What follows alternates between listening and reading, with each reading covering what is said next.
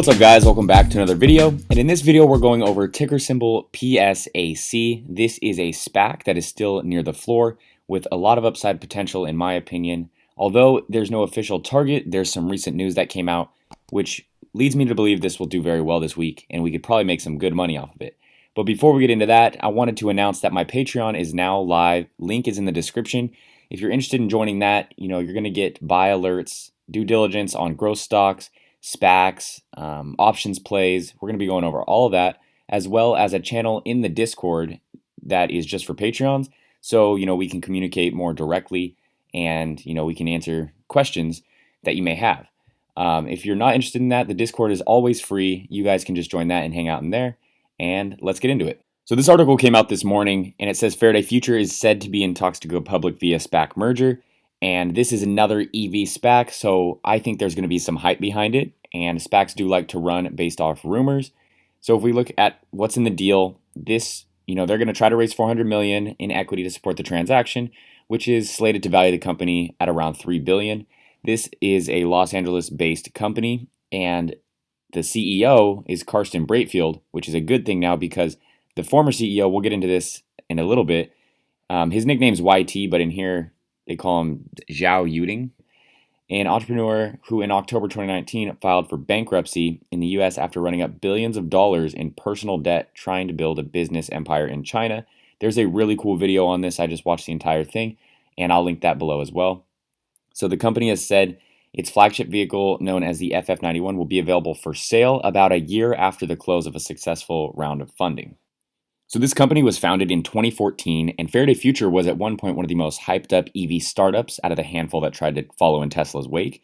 It had actually hired nearly 1,500 workers away from the likes of Tesla, Apple, and the world's biggest automakers in an attempt to produce a luxury electric SUV called the FF91. The company is now under serious restructuring to try to get back on their feet after barely surviving two serious brushes with financial death in the last 2 years. And actually, as money got tight in 2017, they had to abandon their grand plan of building a $1 billion factory in the Nevada desert. So they've definitely had some rough patches, but they're working to recover, get back on their feet, and still be a successful company. So Faraday Future originally planned to launch their first fully electric vehicle in 2017 with the possibility of producing a larger range of vehicles over time. The company applied plans to explore other aspects of automotive and technology industries as well.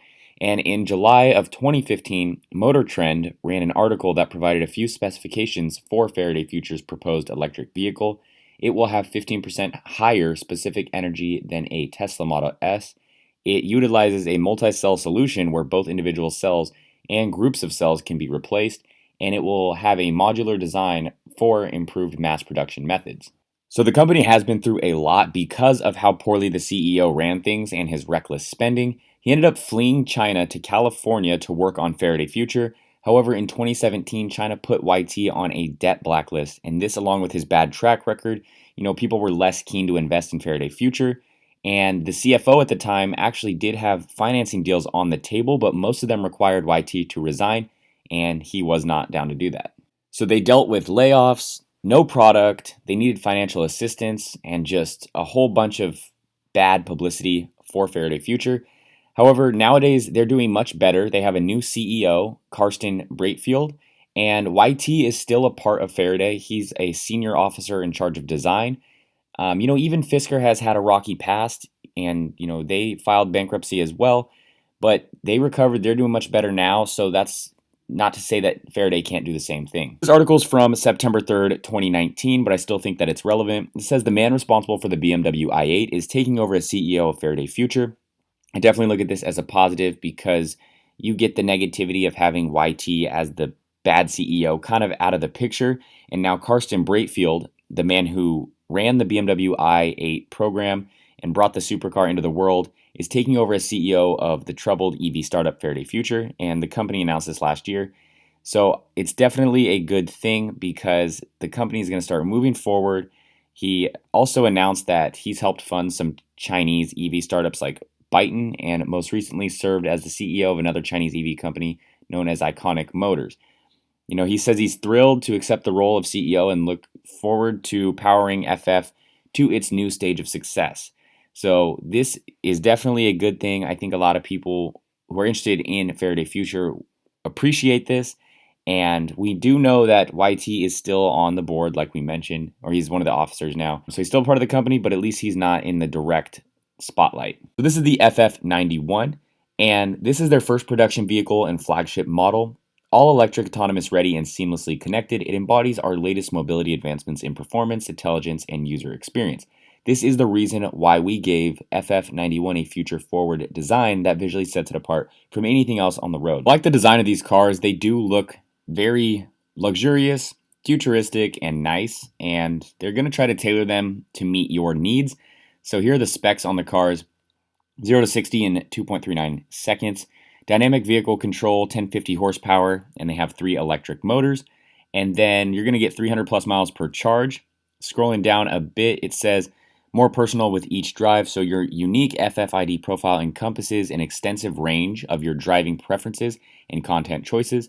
It's how FF91 recognizes and greets you before you enter the vehicle, and it becomes more intuitive about your preferences every time you drive. And if we go all the way down to their seats, these are pretty cool. So in zero gravity, the human body naturally assumes what NASA scientists call the neutral body posture. Our rear seats are designed to these specifications and enable the ideal distribution of your body's weight for even more comfort than ventilated seats, and they can massage away pressure and stress. So again, tapping into that luxury car. So they're going after the high-end customers here. So the positives I see with this play is that it is near the floor. It's currently at $10.10, so very limited downside risk. It's going to be an EV hype play. They have cool cars, a new CEO, this partnership that I found, Faraday Future partners with Philips to develop and showcase health and wellness features. That's just another, positive catalyst. If this were to become a definitive agreement, they'd be raising money via SPAC.